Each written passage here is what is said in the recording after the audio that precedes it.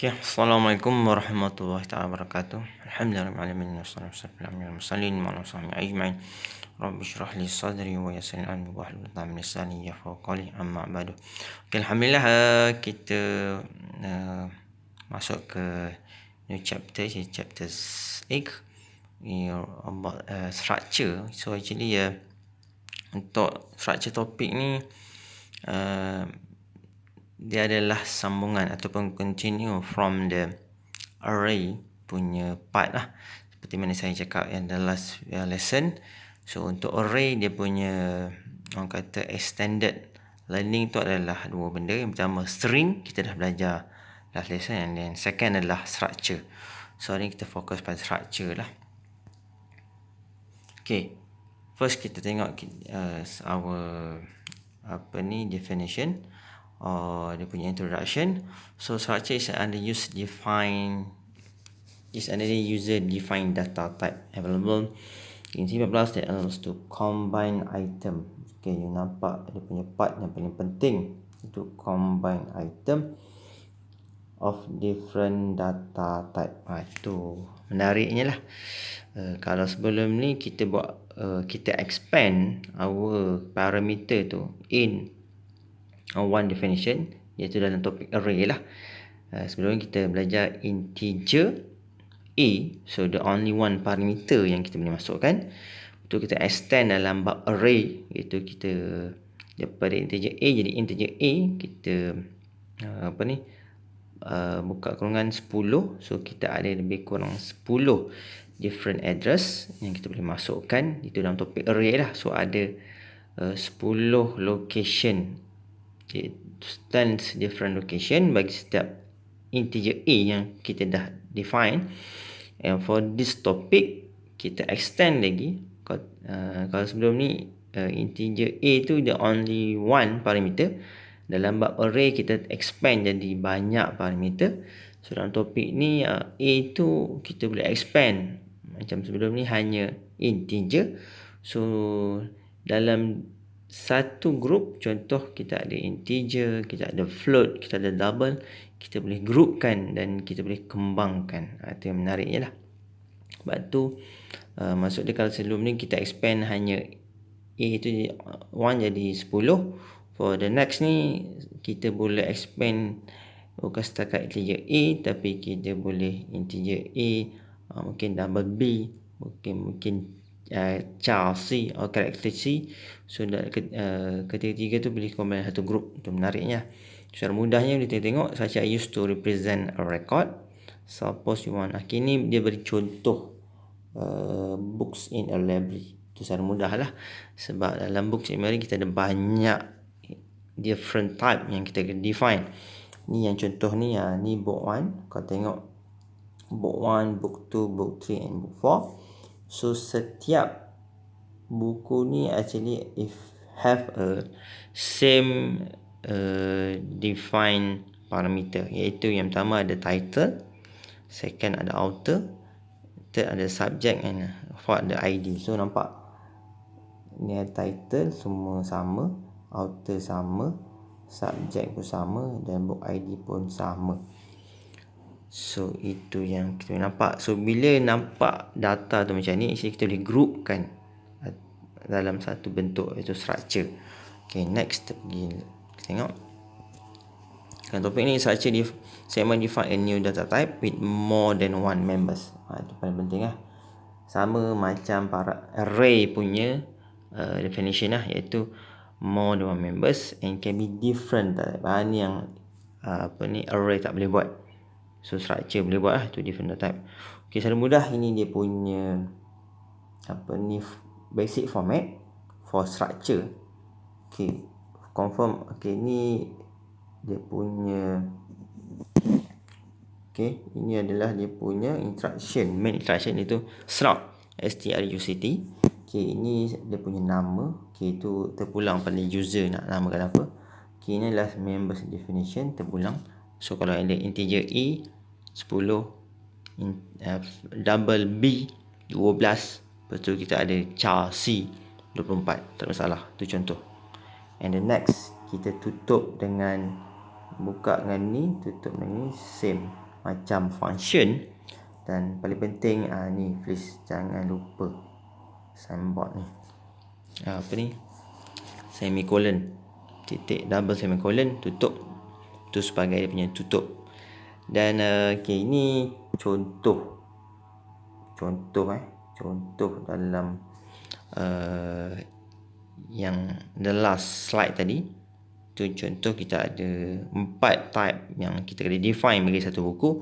So kita buat satu group lah. Itu nama structure adalah books. So dalam books tu ada 4 different types, iaitu title, character, author, character, subject pun sama, character, and last adalah book ID, integer.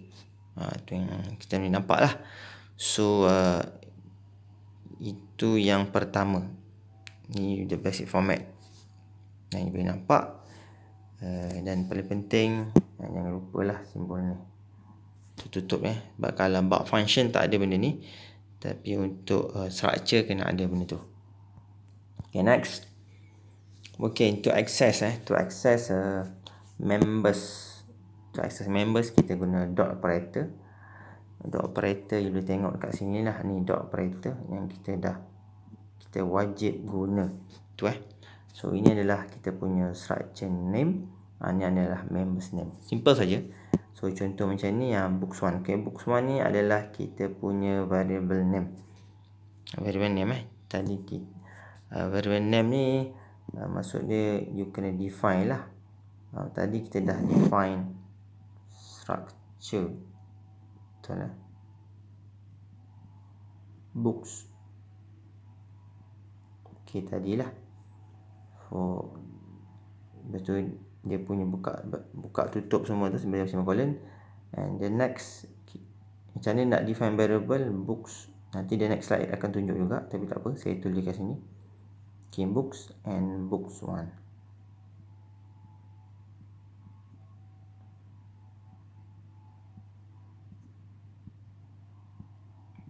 Okay, tu contoh nak define variable name. Okay, ini contoh lah yang you boleh nampak secara mudahnya. Okay, kat sini kalau you perasan, ini kita punya structure. Okay, dan ini adalah kita punya variable name yang kita dah define, iaitu books 1 and books 2. Okay, nampak? Serak books. Okay, serak wajib ada. Kita nak declare books 1. Maksud dia automatic books 1 akan ada 4 different type ni lah. Kita ada type. Begitu juga dengan tu pun sama juga, ada 4 juga parameter, 4 different parameter, iaitu title, author and subject, and book ID. Okay, tu first yang boleh nampak bagaimana kita dah define ataupun declare kita punya variable name. Ni variable name dua-dua dah variable name ni. Tu kaedah dia. Dan yang kedua yang you nampak structure book ada 4 tu lah. Okay, yang for the next instruction khusus pada sini lah. Rasa you all pernah tengok instruction ni dalam bab string. Betul? String copy. Okay, actually ini adalah salah satu part yang kita nak masukkan data. Ni data kita ke dalam lokasi. Ini adalah lokasi kita. So actually contoh ni string copies as books 1 title. Maksudnya C++ programming dia akan masuk ke address mana?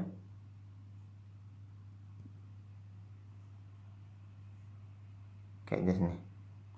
Sama juga Azmi akan masuk ke dalam address book author, dan structure akan masuk ke types books 1 subject. Itu secara mudahnya lah. Tu kaedah nak access kita punya structure members. Okay, tu macam ni kita nak define, kita nak access lah. Sebab dengan menggunakan star copy as. Okay, next adalah kita punya part. Okay, kalau sebelum terlupa kalau tengok sini, you boleh juga guna kaedah macam ni. Books 1 book ID, itu kaedah biasa yang kita define kita punya structure lah. Cuma kalau perasan kenapa kita guna star copy kat sini, kenapa kita guna star copy untuk title, author and subject? Sebab ketiga-tiga parameter ni lah bentuk string. Betul string. The last lesson kita dah belajar. Jadi bila sebut karakter title 50, jadi adalah kita punya array, tapi bila char automatic ialah string group. Sebab tu kita guna star copy. Boleh faham? Dan manakala untuk books ID dia integer, so boleh guna kaedah biasalah. Books1.books ID equal to 649. Tu dia punya ID dia lah. Boleh faham Nampak dia punya beza sebab based on definition parameter lah. Kalau kita ada 4 parameter ni, kita ada 4 parameter untuk book 1, book 2, tapi untuk 3 first parameter dalam bentuk karakter. Sebab tu kita guna instruction star copy. For the next, okay, ni contoh for the next code bagi the same example. Okay, ni pun sama, ni buku kedua pun sama kaedah dia. Untuk star copy, manakala ini kaedah biasalah untuk kita masukkan data sebab dia adalah bentuk integer. So books to book ID itu dia punya integer. Okay, ini nampak, ini adalah macam kita nak recall setiap parameter dalam structure. So macam you nampak kaedah dia sama je macam kita nak location lah kat sini. Betul tak? Books tu ada punya structure, title adalah dia punya members. So sama je kaedah dia. So ni just print out saja. Ni print out untuk book 1 and ni adalah print out untuk print 2. So sama je kaedahnya. Okay, itu dalam bab structure lah. So untuk bab structure ni ringkas saja. Dia punya tu dia punya output kita secara mudah. So simple je lah untuk bab structure ni. So hopefully sebab secara mudah kita dalam bab structure ni kita hanya ada 6 only ada 6 slide saja. So ringkas. So hopefully boleh nampak dia punya kaedah dan method untuk guna dan define. Okay, apa-apa masalah or any question, boleh direct contact to me lah ataupun PM. Okay, Assalamualaikum warahmatullahi taala wabarakatuh.